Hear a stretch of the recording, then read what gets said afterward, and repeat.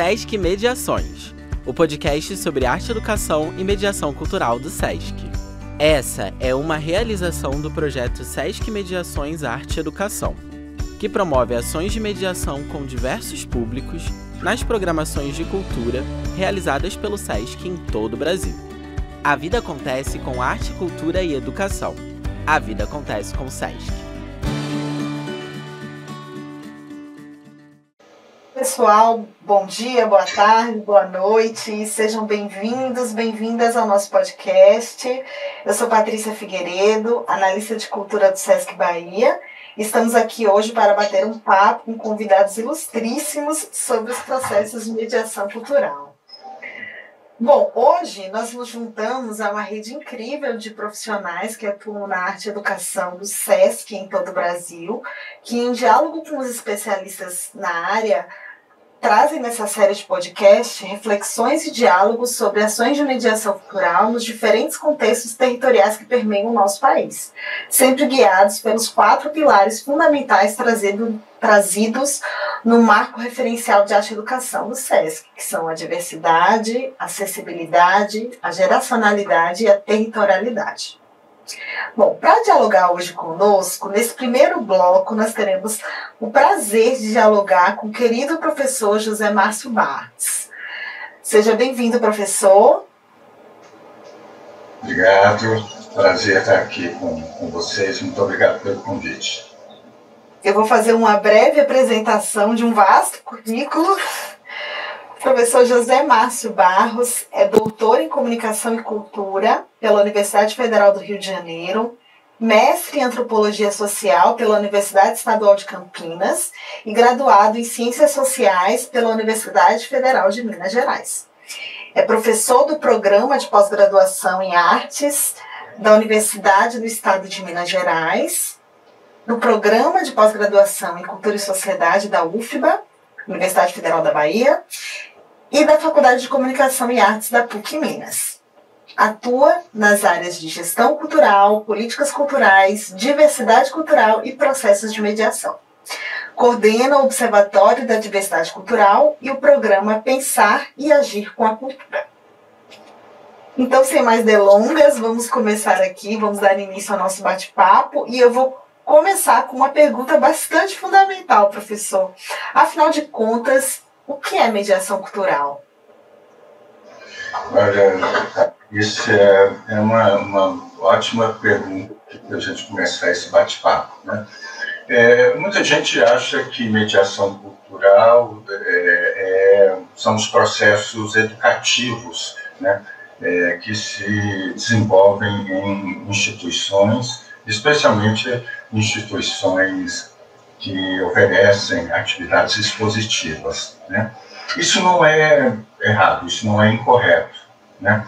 Mas a mediação é maior do educativo. A gente pode dizer que todo o processo educativo é um processo de mediação, porém a mediação não se esgota no campo educativo, seja a educação formal, seja a educação não formal. Então, portanto, o que nós podemos, né, entender por mediação?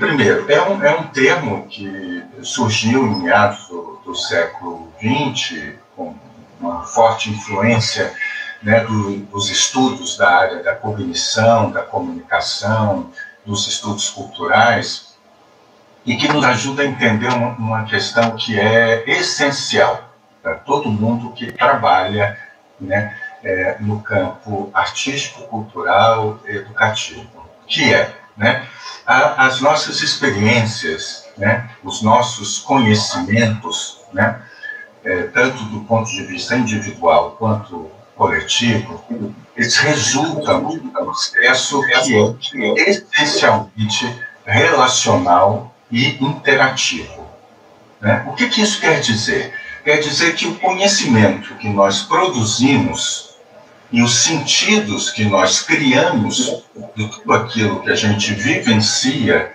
é resultado das interações sociais, das trocas simbólicas que nós estabelecemos a partir da nossa subjetividade e a partir dos diálogos que nós realizamos, né, com a realidade, com as outras pessoas, né? Então, quando a gente fala de mediação cultural, nós estamos falando de algo que faz parte da vida cotidiana de todo ser humano, né? Tanto na sua dimensão individual quanto coletiva, né? E é o resultado de quê? Das interações dialógicas entre pessoas e objetos, entre as pessoas e os contextos onde elas se encontram. Ou seja, mediação é a condição para que nós possamos, né, a partir da realidade que a gente vive, daquilo que a gente experimenta, a gente produzir sentidos,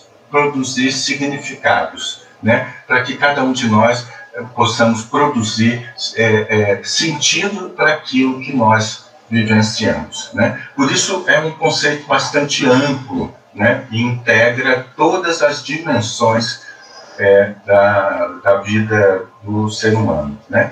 Na área artística e cultural, a questão da mediação ainda é mais essencial, haja visto, né, o forte componente simbólico, né, que a arte e a cultura nos oferecem. Por isso, essa mediação é sempre necessária, porque, do contrário, a gente não vivencia, a gente não transforma o vivido numa experiência, né?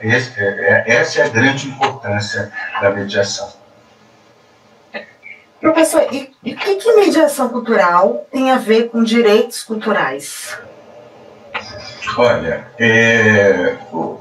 primeiro, né, os direitos culturais, né, eles são, no nosso caso, né, aqui no Brasil, assegurados constitucionalmente, né? Quando a gente fala de direitos culturais, nós estamos falando de uma dimensão, né, dos direitos humanos, que são integrados pelos direitos individuais, pelos direitos sociais, pelos direitos econômicos, pelos direitos políticos, né? E temos ali também os direitos culturais, que são aqueles direitos que nos asseguram, né, institucionalmente, né, o direito ao fazer cultural, o direito ao acesso e à fruição dos bens e serviços culturais, e o direito ao, né, fomento, à difusão das diversas manifestações culturais. Então, se nós entendemos, né, os direitos culturais com essa amplitude, a importância da mediação cultural ela fica evidente, né, no sentido de que nós não basta apenas que a gente tenha o direito, né, a realizar processos culturais, ou o direito, né, a ter acesso aos bens e serviços culturais. Esse direito ele precisa ser efetivado, né, por meio de estratégias que permitam com que o cidadão, a cidadã, né, se apropriem efetivamente de linguagens artísticas, culturais, de bens e serviços artísticos culturais. E essa apropriação, né, ela só se dá de uma maneira dinâmica, né, de uma maneira efetiva, né, uma maneira onde aquilo que nós chamamos de público, né, seja ele infantil, juvenil, adulto, possa se apropriar daquilo, né, que o direito cultural nos oferece, né?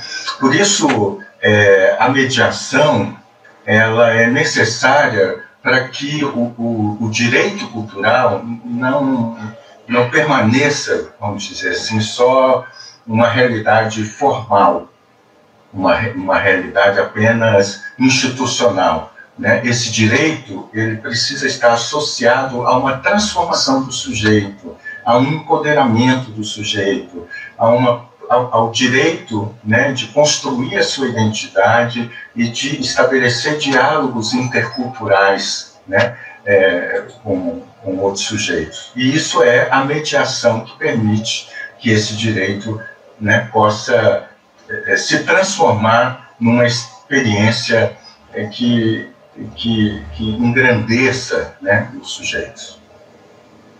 O senhor mencionou a questão das identidades culturais, e aí eu gostaria de trazer, associada, né, ao exercício desse direito fundamental à cultura, e eu gostaria que o senhor comentasse também a relação da mediação com a diversidade cultural, comentando também sobre esse conceito, né, que é tão mencionado, a diversidade cultural, e poucas vezes, e muitas vezes pouco refletido, né? Como é que a gente pode falar de diversidade, pensar a diversidade, por que ela é tão importante e como é que ela está relacionada a essa nossa conversa sobre mediação? Muito bacana, Patrícia. Essa pergunta ela é essencial, porque no Brasil, às vezes, nós trabalhamos com uma noção um pouco ingênua, um pouco romântica sobre diversidade cultural, né? Por quê? Porque a gente confunde diversidade com diferenças. Então, vamos lá, né? Qual é a marca da cultura brasileira, né? As diferenças. Nós somos um povo marcado historicamente por processos de migração, né, que significaram, né, processos muito ricos de hibridização cultural, de misturas culturais, né?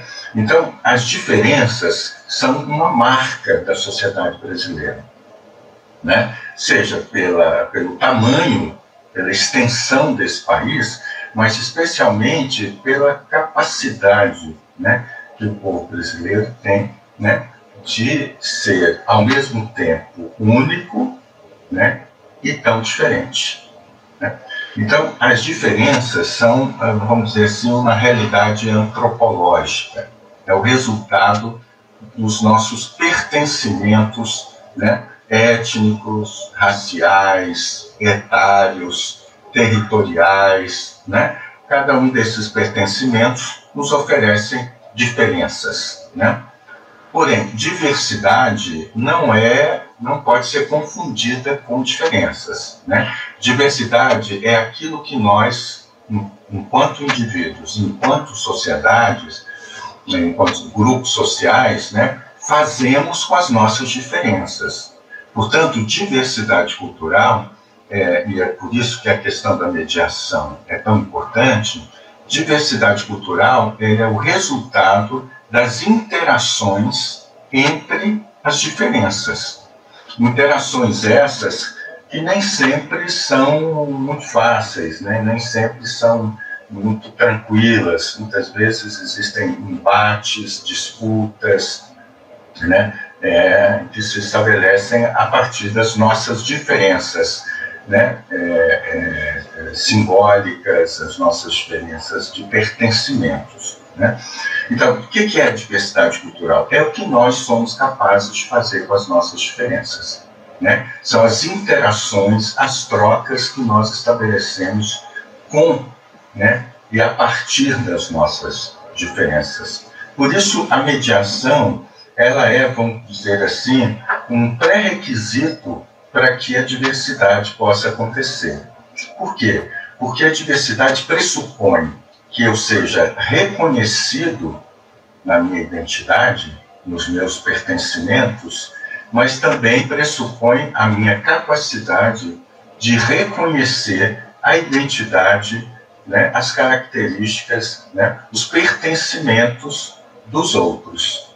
E essa capacidade de se reconhecer e de reconhecer o outro, ela precisa, né, extrapolar o campo teórico, ela precisa se transformar efetivamente em uma experiência, numa vivência. E aí entra a mediação, né, como um processo, né, em que prepara os sujeitos, né, para que eles, a partir das suas diferenças, né, estabeleçam, né, trocas, estabeleçam interações, estabeleçam diálogos interculturais.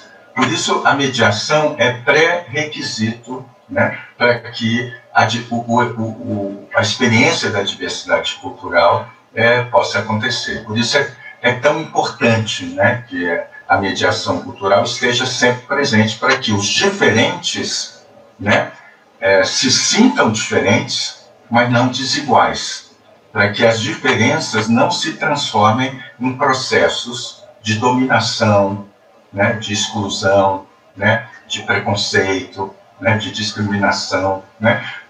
E a mediação é que permite que o eu e o outro possam, né, mantendo as suas diferenças, estabelecer diálogos. Por isso é tão importante tanto a mediação quanto a diversidade cultural, porque não existe sociedade democrática que não construa, né, esse direito à diferença, né, e que alimente esses processos de diálogos interculturais, porque é isso que vai garantir uma sociedade plural. O que é uma sociedade plural? É uma sociedade que garante, né, que a gente seja diferente, mas tratados como iguais, né? Essa que é a pluralidade, né?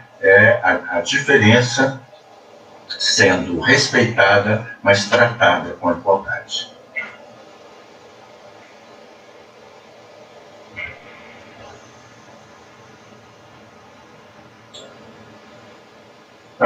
Professor, me escuta?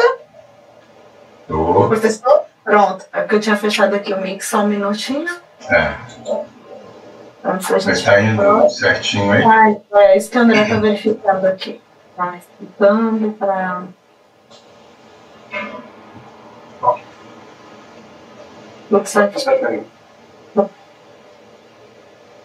Dando seguimento, então, é muito interessante a gente pensar, né, na diversidade e no processo de mediação de forma não romântica também, como o senhor falou, né? Como se essas coexistências das diferenças fossem algo tranquilo e pacífico no nosso país, né? A gente sabe que não é. E até porque essas diferenças, elas surgem de processos também históricos, né? De violências, de violação de direitos, muitas vezes, né? De direitos humanos, enfim. Mas a realidade, né, está posta, e a mediação certamente é um caminho para que essa coexistência pacífica, de algum modo, possível, né? Possivelmente pacífica, dialogada, onde haja de fato uma troca, né? E os direitos exercidos por todos. A mediação é tão importante nesse processo. A partir disso, do que a gente tem refletido aqui, né, muita coisa para a gente falar no podcast, mas voltando a essa ambiência dos espaços culturais, né, estamos falando muito dessa dimensão. Quem seriam as pessoas, compreendendo, né, esse conceito de mediação cultural, quem seriam as pessoas responsáveis pela mediação em um espaço cultural? Essa pergunta é muito legal, viu, Patrícia? Porque, né, um espaço cultural, um equipamento cultural, ele é essencialmente um espaço de mediação, né? Se a gente pudesse criar um subtítulo, né, ou inventar um outro nome para equipamentos e espaços culturais, eu não tenho dúvida, né, que poderíamos chamar de espaços de mediação, de casas de mediação, porque esse é, né, o papel, né, de todo e qualquer, né, espaço cultural, é exatamente desenvolver, né, esse trânsito, né, entre, né, os públicos que frequentam os espaços de equipamentos culturais com aquilo que o espaço de equipamento cultural lhe oferece, né? Portanto, se a gente pensa dessa forma, é óbvio que, né, os especialistas, os profissionais do campo educativo, né, eles são essencialmente mediadores, né? Por quê? Porque essas pessoas, elas estão ali exatamente para promover o encontro, né, e a identificação do público com aquilo que a instituição está lhe oferecendo enquanto experiência, né?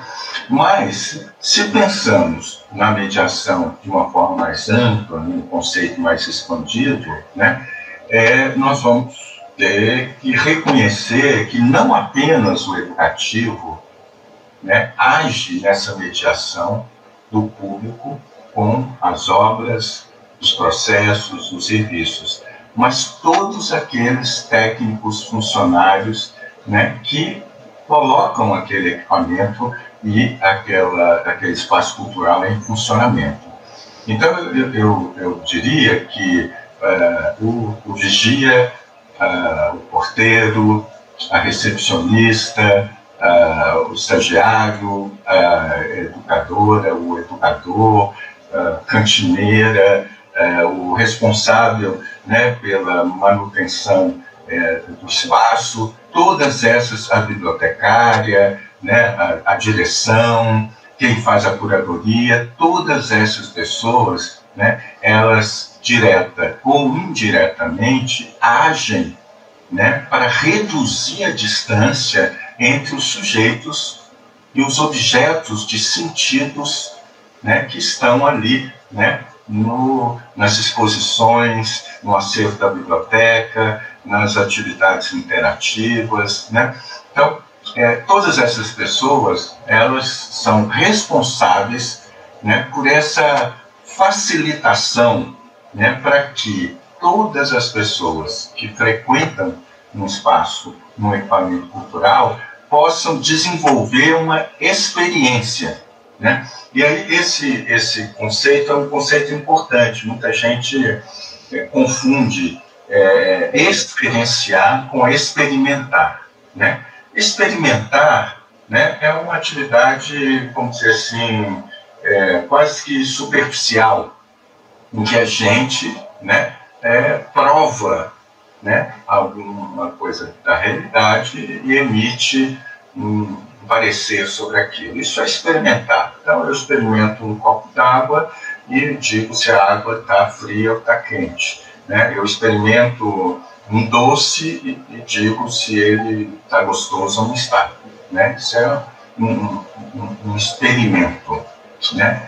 Experiência é de uma outra natureza, né? Vem de experienciar, que é a maneira como o sujeito se mistura com aquilo que ele experimenta, né? Então, experienciar, né, realizar ter uma experiência, né, sobre uma determinada realidade, uma determinada obra de arte, um determinado livro, né, requer, né, esse imbricamento, né, essa relação íntima do sujeito com o seu objeto de consumo, o seu objeto de relação, né?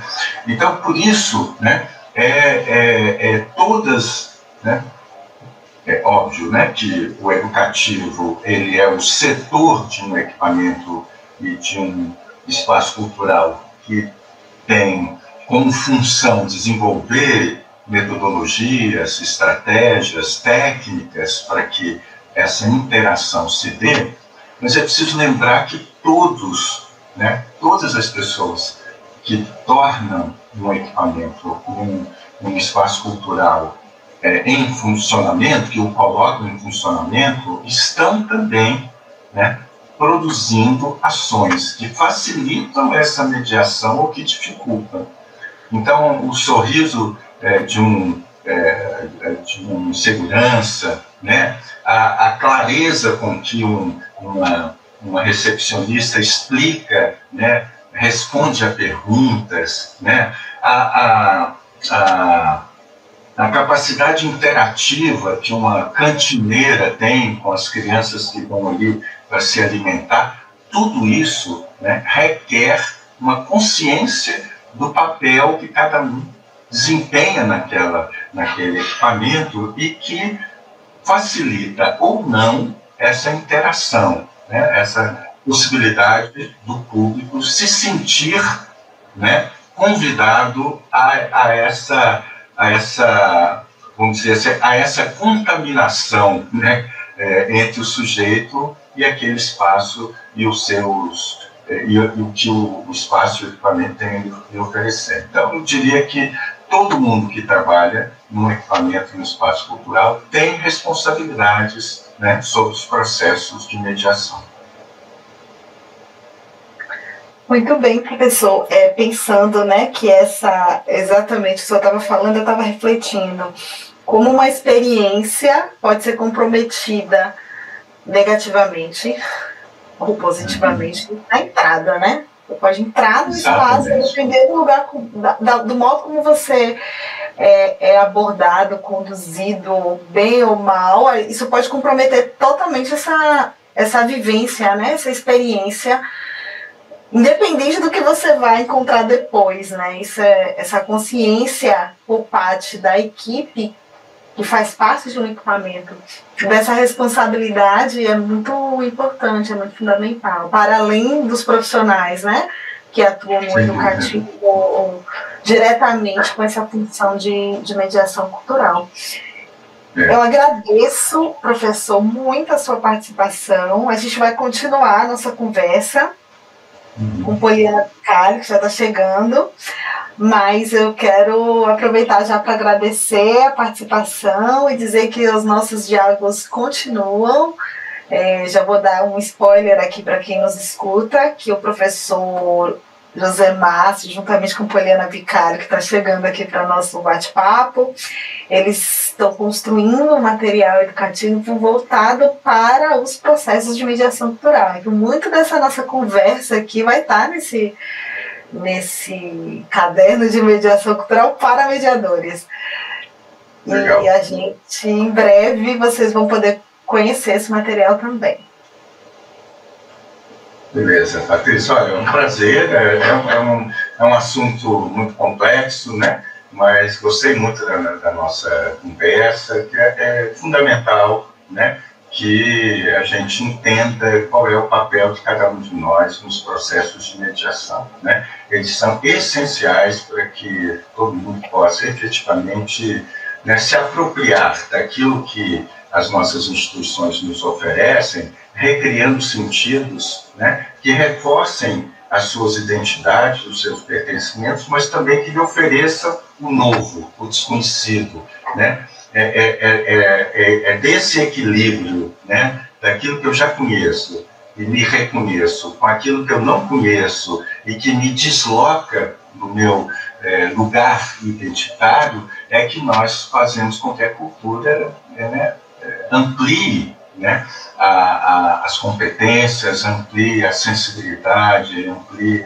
as capacidades humanas, né? Acho que é esse que é o nosso papel, né? Muito obrigado pelo convite. Obrigada, um abraço, professor. Agora, para dar continuidade ao nosso bate-papo, eu vou convidar a Poliana Bicalho, baiana, mãe, educadora, pesquisadora e mediadora cultural. Poliana é doutoranda pelo Programa Multidisciplinar de Cultura e Sociedade da UFBA, é mestre pelo Programa de Pós-Graduação em Artes Cênicas da mesma universidade, com pesquisa voltada para o campo da mediação cultural. Também é especialista em Política e Gestão Cultural pela UFRB, graduada em Teatro pela UFBA e em Comunicação Social pela UESP. É integrante do grupo de pesquisa Coletivo Gestão Cultural, é professora de teatro da Rede Municipal de Educação de Salvador e coordenadora artístico-pedagógica do PETIS, Festival de Arte para Infância e Juventude. Bom, pensando em um espaço cultural onde todos são mediadores, portanto, mas a gente tem um trabalho também de ação intencional, né, de planejamento dessa mediação, feita por pessoas, agentes, produtores, gestores, mediadores, profissionais que vão realizar de uma forma intencional, né, a mediação cultural. Que metodologias a gente pode utilizar? Ou melhor dizendo, como é que a gente pode efetivamente começar o trabalho de mediação em uma biblioteca, em um teatro, em uma galeria? Eu trabalho nesse espaço e eu quero iniciar um trabalho de mediação. Por onde é que eu devo começar? Patrícia, essa é uma pergunta que ela é bem rotineira, assim. Poliana, como é que começa, né? Como ser um mediador e por onde eu começo? Primeiro, pensar que a formação desse profissional, ele ainda está acontecendo, entendeu? Não é a gente não faz uma graduação para ser mediador cultural. Acho que tem um primeiro ponto aí. Quem atua como mediador cultural são profissionais do campo da cultura, produtores culturais, por vezes artistas, pessoas relacionadas ao campo da educação e também psicólogos, sociólogos, enfim. Mas o que tem essas pessoas de comum, pelo que eu posso observar, é que elas têm a compreensão de que a cultura, o acesso à cultura é fundamental. E elas se interessam por isso e elas desejam fazer isso profissionalmente.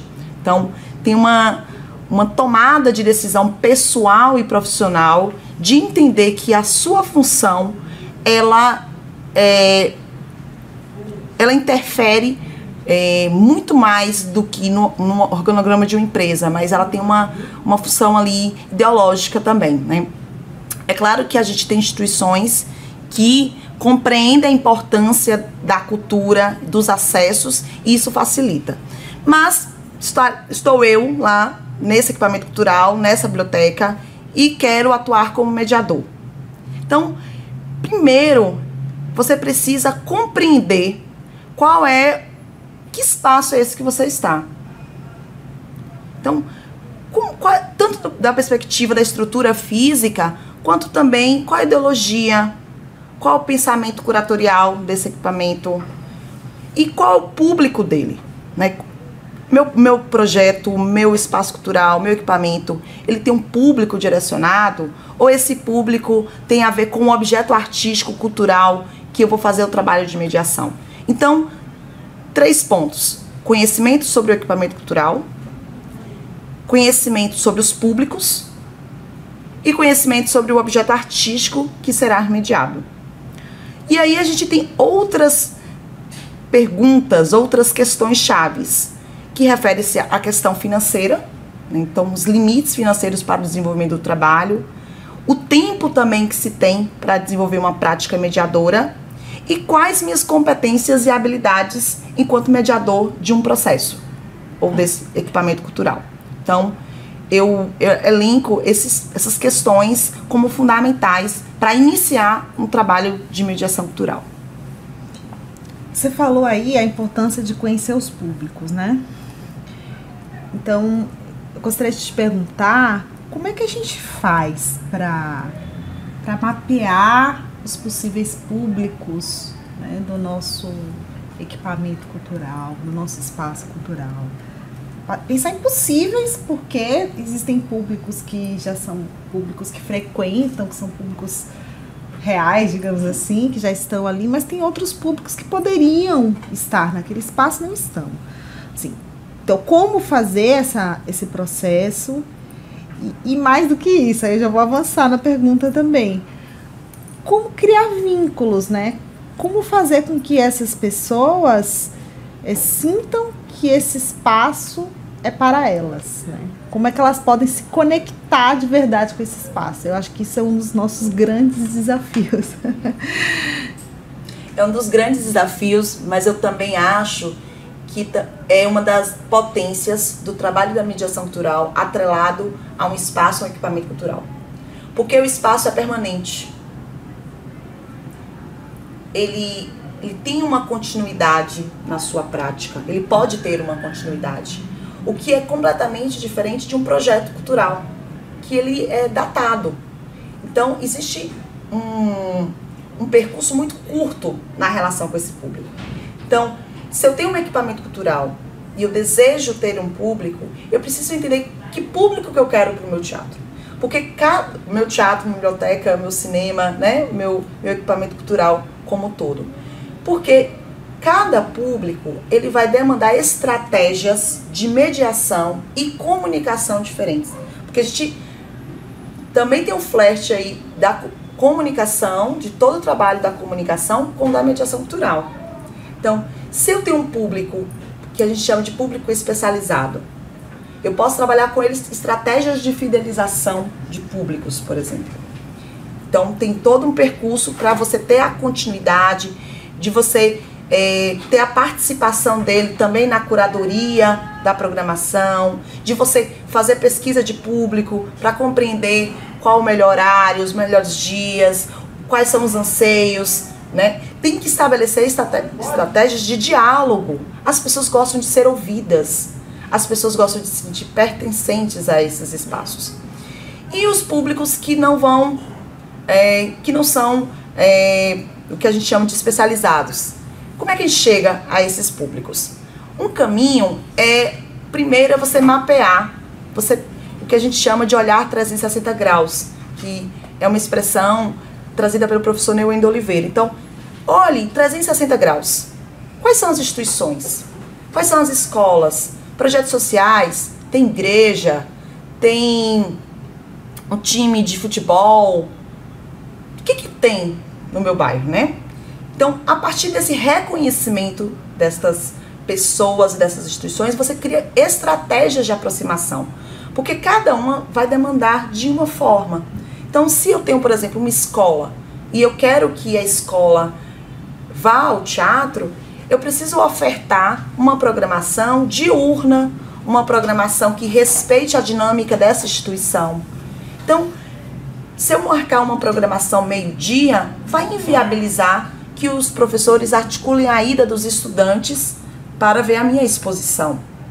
Mas se eu quero o público de comerciários, de trabalhadores, porque o meu equipamento cultural está no centro comercial, eu posso criar uma oferta de programação para que essas pessoas cheguem no horário do almoço. Ela vai ali almoçar, mas de repente ela já começa a ver um filme, ela já começa a fazer uma visita, para que exista uma relação de convivência também.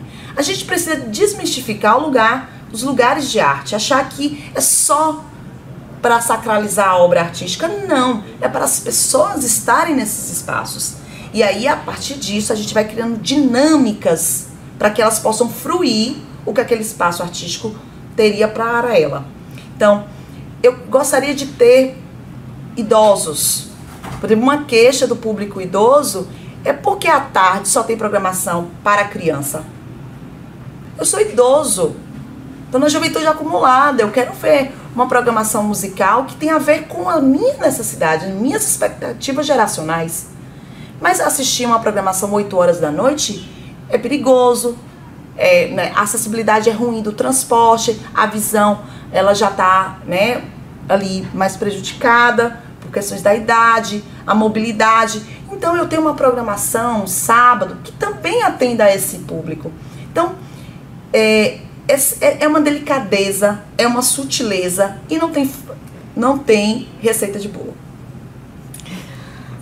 Muito legal te ouvir, Poliana, e dizer assim, né, para quem está nos escutando, que você já realizou alguns trabalhos aqui com a gente do SESC, né, e a gente tem observado, tem aprendido muito, né, com as suas práticas, e a gente observa que no seu trabalho de mediação, juntamente com a equipe, as pessoas que atuam com mediação cultural, em projetos, em ações culturais, é que você sempre trabalha numa perspectiva do antes, do durante e do depois. E aí eu queria que você pudesse compartilhar um pouquinho aqui, porque eu acho muito interessante essa metodologia e para que você possa, né, falar um pouco sobre esse processo. Bom, essa proposta metodológica, ela, sim, como você disse, eu trabalho muito nessa dinâmica. Nem sempre é fácil, nem sempre é possível desenvolver as 3 etapas. E ela não foi criada por mim. Gostaria muito de ter criado, mas ela tem uma inspiração muito importante da professora Ana May Barbosa, então a partir da abordagem triangular. E aqui na Bahia a gente tem um trabalho do professor Neuendo Oliveira, que aproxima essa abordagem para o campo das artes da cena. Então, é um percurso metodológico de diálogo e de aproximação com os públicos. Então, para quem está nos ouvindo, vamos trazer aqui na nossa tela mental centro. Então, centro a gente pensa como o momento da fruição, especificamente. Então, vai ter um sarau literário. Então, é o evento em si da minha biblioteca. Então, todas as perguntas, todas as questões, todos os passos relacionados ao antes é o momento da sensibilização. Então, perguntas chaves. Quem são essas pessoas, né? Quem é esse público? Qual o histórico deles? Eles têm acesso? Eles já vieram à minha biblioteca? Qual a idade deles? Qual a expectativa desses grupos para esse sarau literário? O sarau literário, ele vai ocorrer num horário que atende o público que eu gostaria que fosse para essa ação específica. Então, o antes é um trabalho de sensibilização, que pode ser tanto na perspectiva desse mapeamento, de identificação das instituições, de agendamento, também como ações práticas, como oficinas literárias, ações com os educadores de sensibilização. Também pode ser uma itinerância, por exemplo, aquela biblioteca promove uma ação itinerante nessa escola, nessa instituição. Então, é todo o trabalho de sensibilização. E por que é tão importante sensibilizar? Porque as pessoas precisam compreender o que elas estão indo fazer na biblioteca, né? Que espaço é aquele? O que é um sarau? Então, o que a gente percebe é que práticas que não são mediadoras, elas conduzem o público sem esse cuidado, sem essa sensibilização e sem esse olhar de que as pessoas, elas são sujeitos críticos, sujeitos que têm opinião. Mesmo crianças muito pequenas, elas precisam entender para onde elas estão. Pronto, cheguei ali na biblioteca. Esse é o durante, é o momento da fruição, da apreciação. E aí a figura dos mediadores, que são todos, mas principalmente do mediador, porque eu acho que também a gente tem um percurso aí importante de fortalecer a presença desse profissional na cadeia produtiva. Então, todo mundo tem que ter o pensamento mediador? Sim, mas ter o profissional é fundamental. Então, a pessoa vai receber o grupo que vai fruir aquela obra artística. Eu fui embora, o grupo foi embora. É a reverberação, é o pós. Acabou? Não tem mais nada? Tem sim. A mediação daquele equipamento cultural continua, seja através de envios de cartas de agradecimento, com questionários de avaliação, com reuniões de avaliação junto aos educadores, ou com a própria ida na escola, porque a partir da ida das crianças no sarau, aquela escola se comprometeu em fazer uma publicação das crianças, enfim. Tem vários processos que podem ser feitos no pós. E esse antes, durante e depois, eles não são hierárquicos. E aí, dizendo novamente, o tempo que se tem para a atividade de mediação e os recursos financeiros e humanos que vão dizer a complexidade do trajeto. Mas se não se pode fazer muito, para começar, façam o melhor durante que vocês puderem. Maravilha, Poli. Então a gente vai encaminhar aqui para mais uma perguntinha para a Poliana. A gente realiza muitas vezes, né, práticas de mediação cultural voltadas para públicos infantis. É muito comum, públicos escolares, né? Muitos espaços trabalham com esses públicos. E seria interessante ouvir um pouco de você sobre essas práticas para esse público mais infantil ou infanto-juvenil, né?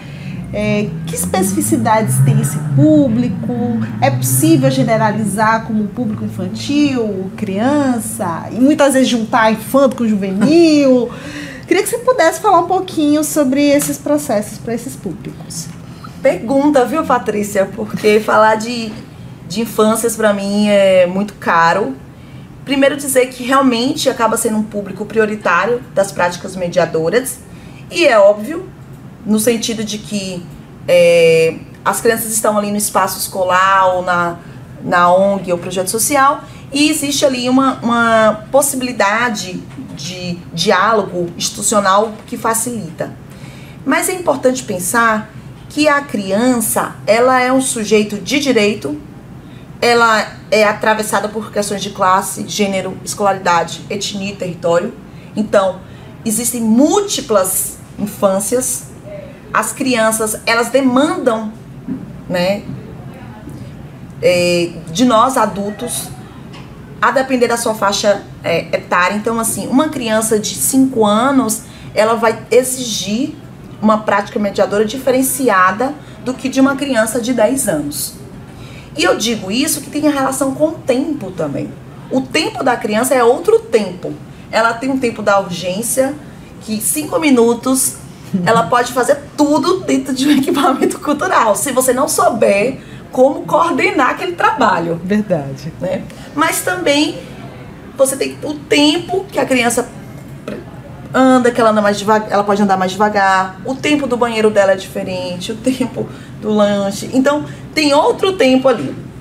Então, as especificidades têm a ver com o entendimento do público que você vai trabalhar.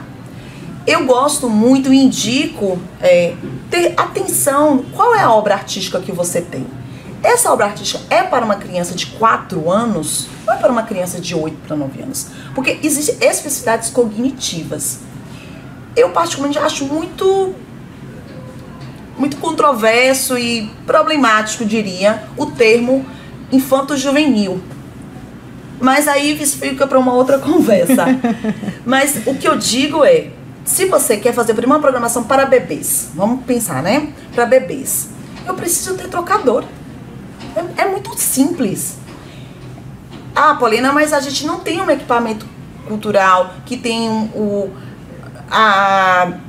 é adaptado para essa faixa etária, para estas faixas etárias. Mas o que você pode fazer para?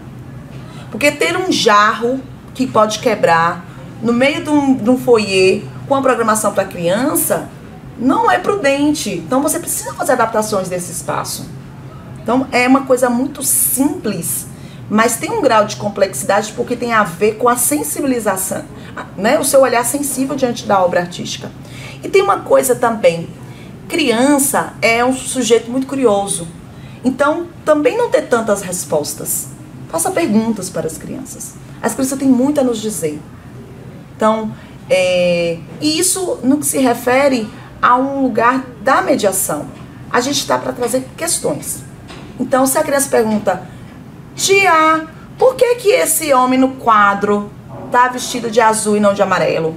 Você transforma isso numa pergunta para ela. O que você acha? Por que, na sua opinião, tinha que ser, né, uma cor e não a outra? O que o cenário, né, a imagem traz para você? O que você sente quando vê ele dessa cor e não dessa cor? Então, é tempo. Talvez eu poderia concluir como 3 pontinhos, mas dizer que eu preciso ter atenção com o tempo e com respeito a esses sujeitos que são de direitos e que tem uma força muito grande, tem muito a nos dizer. Obrigada, Poliana. Eu acho que a gente poderia estender muito essa conversa, mas eu acho que o que fica para mim muito do que você falou agora é de compreender a diversidade desses públicos e saber que as práticas, elas não são receitas prontas, que você precisa estar aberto e disponível para, de fato, dialogar, ouvir, né? Porque às vezes a gente, do lado de cá, fica pensando e planejando o que fazer e se esquece do fundamental que é escutar. Às vezes o público vai lhe dizer a melhor forma de se chegar até ele, né? Por exemplo, quando a gente fala de públicos, pessoas com deficiência, né? Pessoas cegas, pessoas com dificuldade de locomoção, pessoas cadeirantes. A gente sabe que existem questões que são barreiras físicas, né? E o acesso físico que a gente precisa oferecer nos nossos espaços, os recursos de acessibilidade, audiodescrição, a interpretação de Libras e uma série de outros recursos, mas existem questões que são atitudinais, né? E que é na relação, muitas vezes. Às vezes a gente não sabe como acompanhar uma pessoa com cegueira, mas se a gente perguntar para ela, como é que você prefere? Você prefere segurar no meu braço? Você quer que eu... Né? E aí você, ali no diálogo, você vai estabelecendo, assim como, claro, através de um processo de pesquisa, de estudo, mas de escuta. Eu acho que isso fica e eu acho que isso é bastante fundamental. E a gente vai seguindo, então, agora para as nossas considerações finais. E eu gostaria de abrir aqui o espaço, Poliana, para que você fizesse aí seus comentários finais. Agradecer, acho que pensar, falar, viver a mediação, particularmente para mim tornou uma escolha, né? Então eu tenho muito prazer em compartilhar com vocês que estão nos ouvindo, com o professor Márcio Barros. Então, um sentimento de gratidão, mas também eu quero reforçar isso que você está falando, né? A mediação, ela é um posicionamento, é uma atitude de escuta, é uma atitude política, de entender que o lugar da vivência cultural é para todos nós. E que um pensamento de sociedade realmente democrático perpassa pela vivência da cultura. A gente precisa militar pela presença da cultura em todos os espaços, todos. E o SESC tem um papel super importante nessas articulações, em chegar em cidades tão pequenas, em promover tantas ações de formação, de espaços críticos e de promoção cultural, e de ter essa coragem de trazer a arte e a educação como um leme de trabalho que vocês estão assumindo. Então, é parabenizar, dizer vida longa a essa rede, dizer coragem a todos os mediadores ou todas as pessoas que se identificaram e que querem trazer essa prática para suas vidas e para o seu trabalho, e dizer que é um processo contínuo, a gente está em constante estudo, constante troca, é em rede que o trabalho se estabelece, é em delicadeza, é em humildade, em ouvir o outro, é pedir, eu não sei, você pode me orientar? Porque é assim, a gente precisa trazer práticas mais humanizadas. É até redundante dizer isso, né? Mas é isso, a gente precisa ter mais olho no olho e entender que todo mundo é importante. Então, finalizo por aqui e até breve, né? Até breve, Poliana, até breve, José Márcio. Muito obrigada, nós do SESC Bahia agradecemos a presença, a generosidade de vocês em compartilhar aí essas reflexões, essas práticas. A gente agradece também ao Senac Bahia por ter nos acompanhado e fornecido esse estúdio de gravação maravilhoso que viabilizou essa ação, ao nosso técnico de captação, e acompanhamento aqui nos bastidores, André Luciano. A gente agradece também ao Departamento Nacional do SESC por articular esse projeto e ao Departamento Nacional do SESC por articular esse projeto. E a todos vocês que nos acompanharam até aqui, fica o nosso agradecimento. Siga os nossos canais para mais conteúdos sobre cultura, educação, saúde, lazer e assistência.